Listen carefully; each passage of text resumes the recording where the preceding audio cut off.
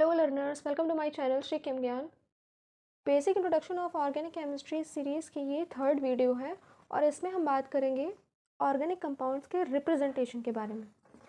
तो organic compounds के जो रिप्रेजेंटेशन जो है वो दिया गया था कुछ फार्मूलाज के थ्रू, जैसे कि एम्पिरिकल फार्मूला,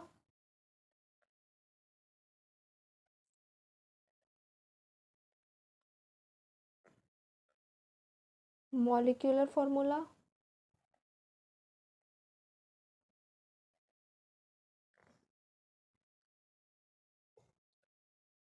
अब पहले एम्पिरिकल और मॉलिक्यूलर फार्मूला की बात कर लेते हैं। इसके बाद एक और पॉइंट आता है स्ट्रक्चरल रिप्रेजेंटेशन।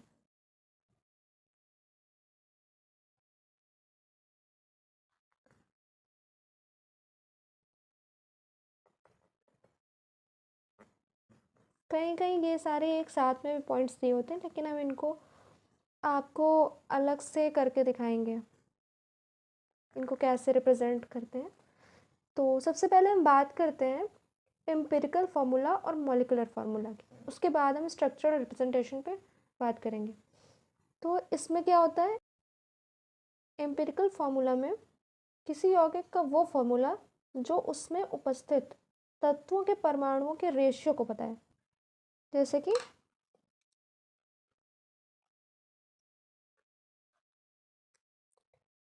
कंपाउंड का वो फार्मूला जो उसमें उपस्थित तत्वों और परमाणुओं के रेशियो को बताएं। जैसे कि एलिमेंट्स इसमें प्रेजेंट होते हैं, जैसे कि कार्बन है, हाइड्रोजन है, ये एलिमेंट्स के रेशियो को बताता है, कंपाउंड्स के रेशियो को। फॉर एग्जाम्पल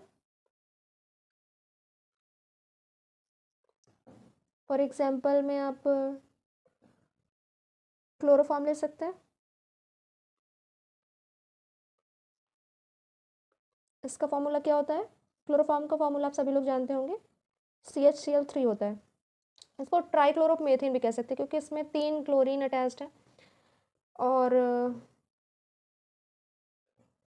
तो अगर इसका हम एम्पिरिकल फार्मूला देखें तो कैसे बनाएंगे, C1 कार्बन एक है, इसमें एक दिख रहा है, एक, उसके बाद फिर हाइड्रोजन भी एक और क्लोरीन 3।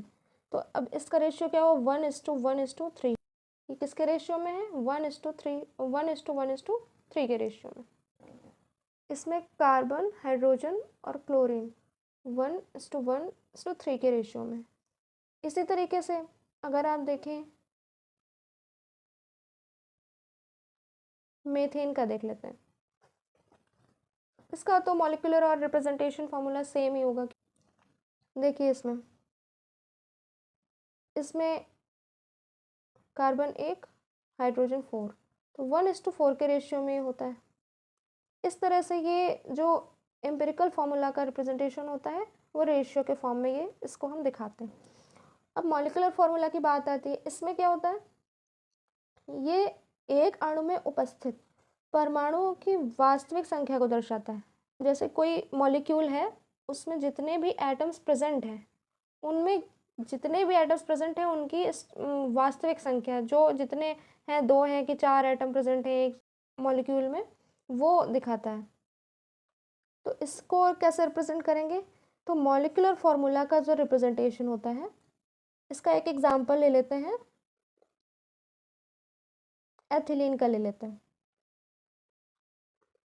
मॉलिक्यूलर फार्मूला एथिलीन ऐसे, जैसे एथिलीन हो गया, CH4 हो गया, आप जैसे कि सारे फार्मूलाज देखते हैं ना, तो वैसे ही C2H5OH हो गया। जैसे कि एथिलीन है तो इसमें 2 कार्बन प्रेजेंट है, उसके साथ में 4 हाइड्रोजन अटैच्ड है।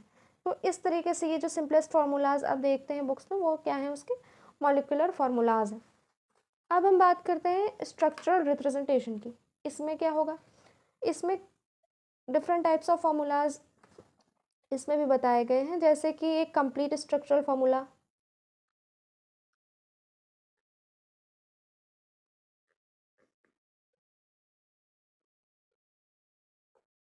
कंप्लीट स्ट्रक्चरल फार्मूला हो गया। सेकंड में हो गया लेविस स्ट्रक्चरल,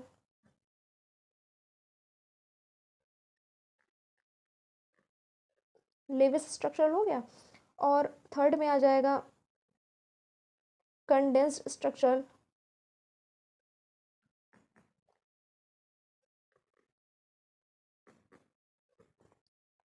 फिर फोर्थ में आ जाएगा partially condensed.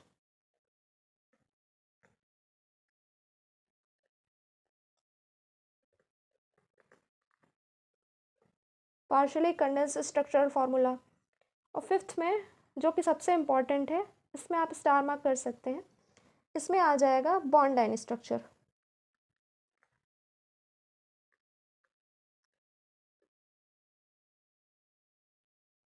Bond line structure. तो सबसे पहले हम बात करते हैं इसमें कंप्लीट स्ट्रक्चरल फार्मूला की। ये क्या होता है, चलिए देखते हैं। जैसे आप लोगों ने बुक्स में बने देखे होंगे ना, कि जैसे कि फॉर एग्जांपल ले लेते हैं, सबसे पहले हम कंप्लीट स्ट्रक्चरल की बात करेंगे।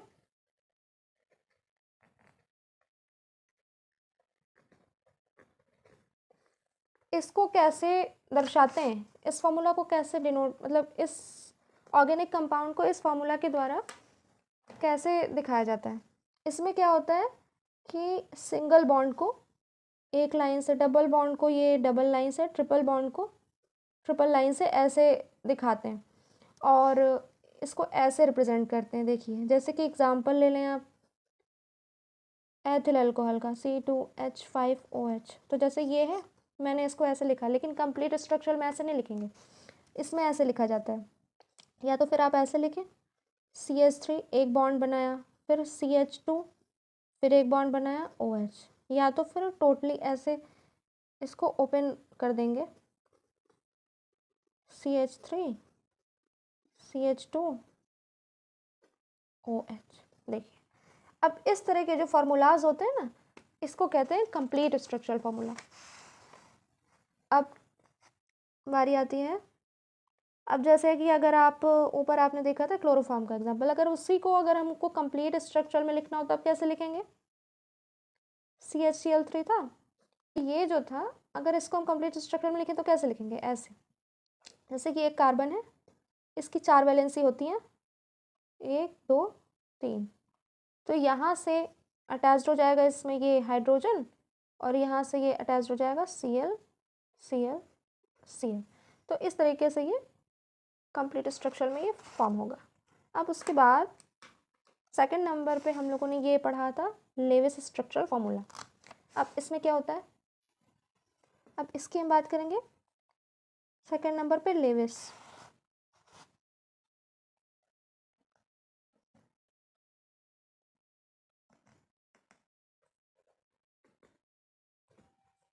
लेविस स्ट्रक्चरल फार्मूला में बॉन्ड्स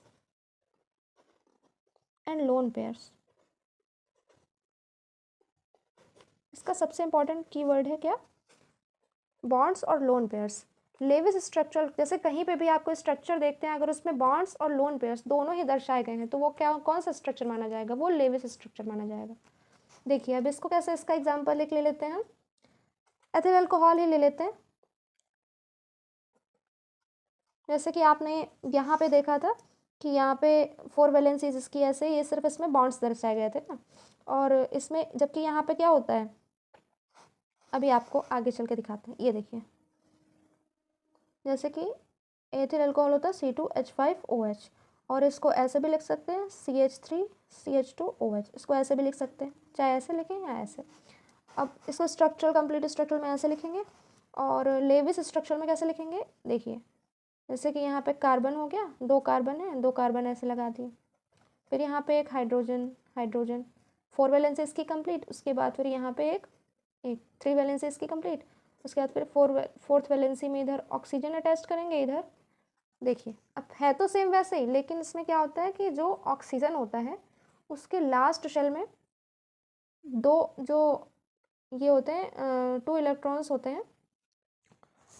इसमें ऑक्टेट पूरा करने के लिए तो इसने बना लिया, लेकिन लास्ट में कितने बचे, लास्ट शेल में उसके 6 इलेक्ट्रॉन्स होते हैं। तो 2 तो इसने शेयरिंग कर लिया, शेयरिंग करके इसने ऑक्टेट पूरा कर लिया, लेकिन बाकी के जो ये देखिए ये 2 लोन पेयर्स इसमें बच गए, तो ये इसको ऐसे दर्शा दिया जाता है लेविस फार्मूले में। तो इस तरह से बन गया ये। अब इसी तरह से अगर हम वाटर का स्ट्रक्चर बनाएं तो कैसे बनेगा? वाटर का फॉर्मूला क्या होता है? H2O। ये क्या है? पानी। अब इसका कैसे बनाएंगे? देखिए, अब इसका बनाएंगे, ऑक्सीजन बनाएंगे, इसके 6 इलेक्ट्रॉन्स बनाएंगे ऐसे करके, उसके बाद फिर यहाँ से एक हाइड्रोजन अटैच करेंगे, यहाँ से एक हाइड्रोजन अटैच करेंगे। अब यहाँ पे देखिए एक लोन पेयर है और यहाँ पे ये दूसरा लोन पेयर है। देखिए अब ये क्या बोला जाएगा? लेविस स्ट्रक्चर बोला जाएगा। ठीक है, उसके बाद फिर बात आती है कंडेंस्ड स्ट्रक्चर क्या होता है। कंडेंस्ड स्ट्रक्चर फॉर्मूले में कैसे लिखेंगे? तो 3rd नंबर पे हम कंडेंस्ड स्ट्रक्चर की बात करेंगे।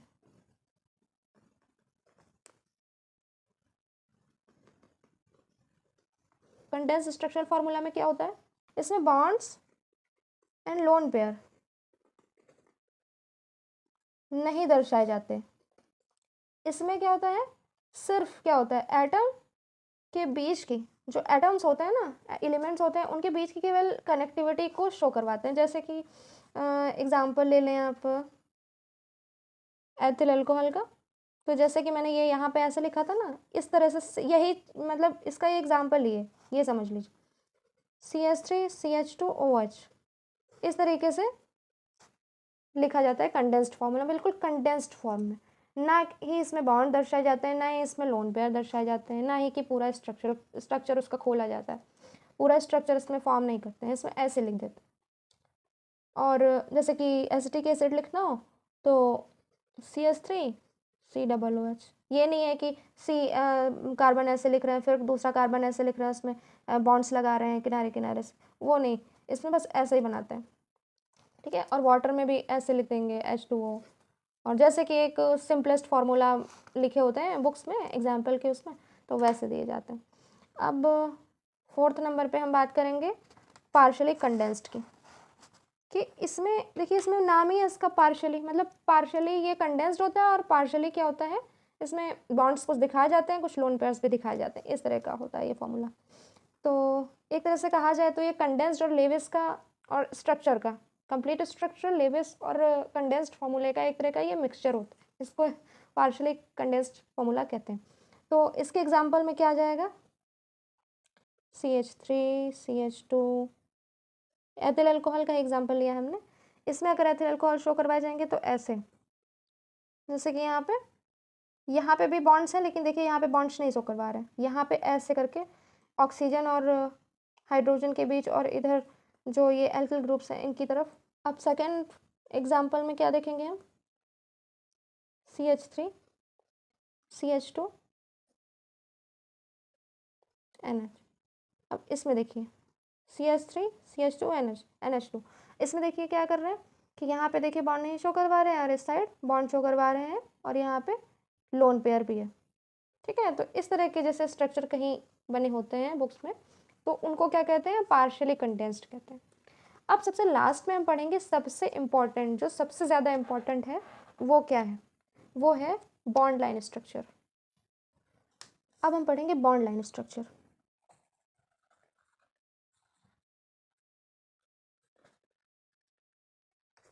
वैसे इम्पॉर्टेंट तो सभी हैं, लेकिन ये इसलिए हम कह रहे हैं क्योंकि ये ज़्यादातर बुक्स में इसी का यूज़ होता है।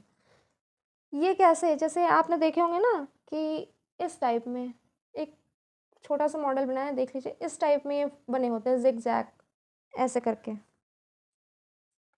ये देखिए, यहाँ पे इसमें कार्बन अटैच्ड होते हैं, यहाँ पे कार्बन अटैच्ड होते हैं, सिंगल बॉन्ड या डबल बॉन्ड, या डबल बॉन्ड तो इसमें हम शो नहीं करवा पाए, लेकिन ऐसे भी होते हैं ये, जैसे कि ये है, उसके बाद फिर ये ऐसे हो गया, इस तरीके से।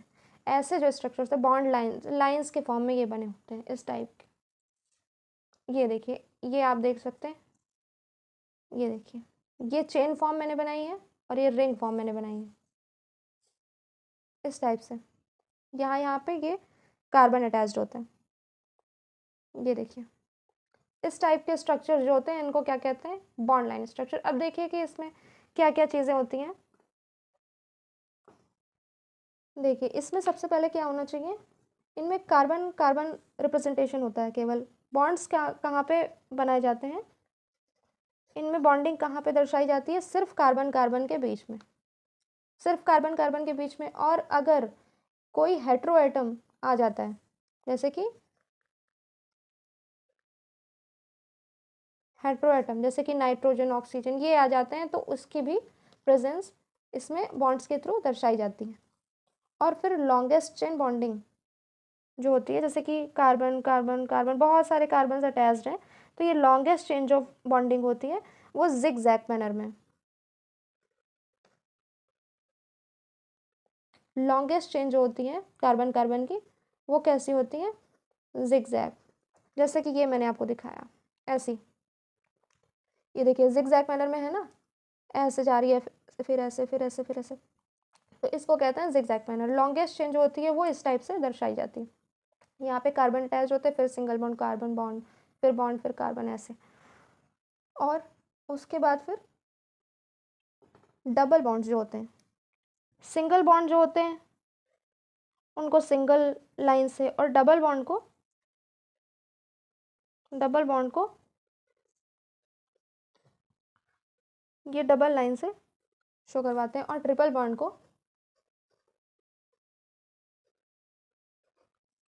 को ट्रिपल से, ऐसे। जैसे कि एक एग्जांपल ले लेते हैं ब्यूटेन का।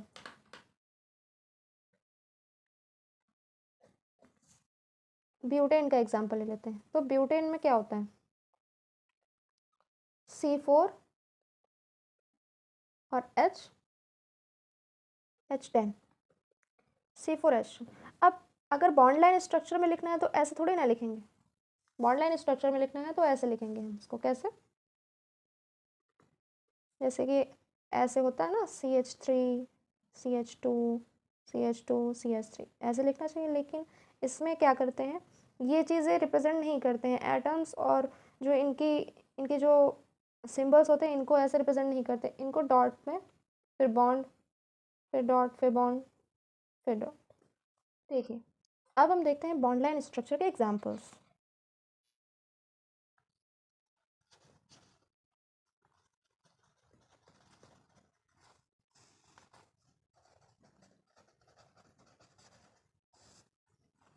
बॉन्ड लाइन स्ट्रक्चर के एग्जांपल्स, इसमें क्या होता है, जैसे कि आपको बताया अभी कि इसमें कार्बन कार्बन बॉन्डिंग को शो करते हैं, और हेट्रो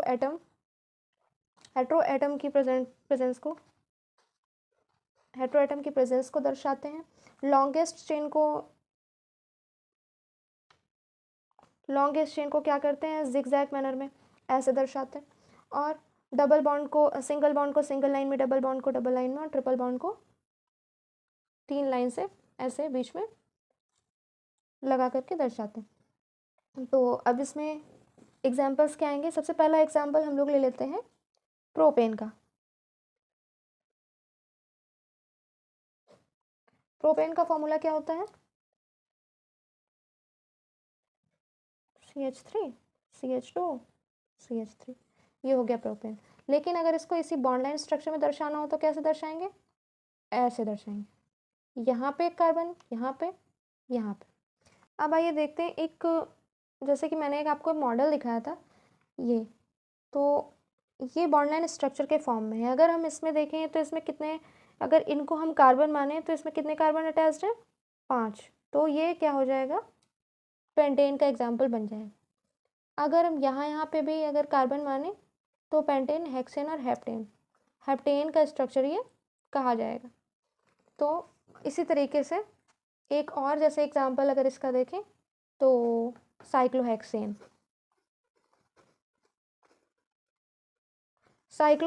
को अगर हमें बॉन्ड लाइन स्ट्रक्चर में दर्शाना हो तो कैसे दर्शाएंगे? सेम ऐसे दर्शाएंगे, बिल्कुल ऐसे। हेक्सेन का मतलब क्या होता है? 6 कार्बन होते हैं उसमें। हेक्सेन का मतलब है 6, और पेंटेन का मतलब है 5 कार्बन कंपाउंड। ये सब तो आपको पता ही होगा, जैसे कि एक कार्बन ये हो गया, ये 2, ये 3 हो गया, उसके बाद फिर ये 4 5 6, तो ये क्या हो गया? साइक्लोहेक्सेन। ऐसा बिल्कुल सेम एज ये ऐसा स्ट्रक्चर होता है। चलिए आपने बॉन्ड एंड स्ट्रक्चर देख लिया है, रिप्रेजेंटेशन जो इसका है, एपिमेरिकल फार्मूला, मॉलिक्यूलर फार्मूला, स्ट्रक्चर और पार्शियली कंडेंस्ड लेविस स्ट्रक्चर, ये सारे स्ट्रक्चर्स आज आप लोगों ने देखे। उसके बाद फिर अब हम नेक्स्ट वीडियो में पढ़ेंगे डिग्री ऑफ कार्बन कंपाउंड्स के बारे में, कि प्राइमरी सेकेंडरी, जैसे आपने देखा होगा ना कि प्राइमरी डिग्री कार्बन कंपाउंड कौन से होते हैं, सेकेंडरी कार्बन कंपाउंड कौन से होते हैं, टर्शरी कौन से होते हैं, ये इनके बारे में हम बात करेंगे और उसके बाद फिर आगे और कंटिन्यू करेंगे। Thanks for watching this video and अगर आपकी कोई क्वेरीज हैं, कोई डाउट्स हैं, तो आप मुझसे कमेंट बॉक्स में क्वेश्चन पूछ सकते हैं और डिस्कशन कर सकते हैं। और मैंने टेलीग्राम ग्रुप का भी लिंक दे दिया है डिस्क्रिप्शन में, तो आप उस पर जाके अपने डाउट्स पूछ सकते हैं। इससे प्रीवियस की जो वीडियोस थी, वो 2 वीडियोस मैंने डाल रखी हैं अभी, ये मेरा तीसरा वीडियो है, उनका लिंक भी मैंने डिस्क्रिप्शन बॉक्स में दे दिया है। Thank you.